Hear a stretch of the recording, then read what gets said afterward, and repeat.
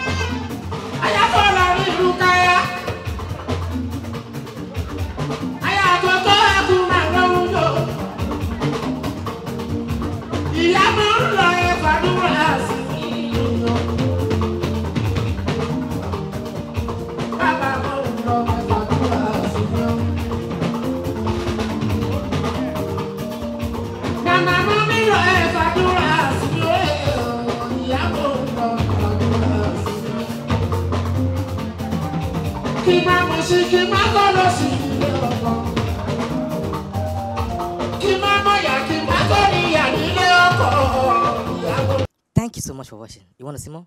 Click below and subscribe because we drop video every day. And if you have a show coming up, campaign, any kind of event, call us, we'll be there. And we are showing appreciation to our fans. So we are organizing a talent show which will hold on the 3rd of August 2018, which the best performance will be walking away with the cash prize and will be promoted on Boa TV for 2 months. So if you want to participate or need more info about this show, call this number below or check out this banner. Thank you.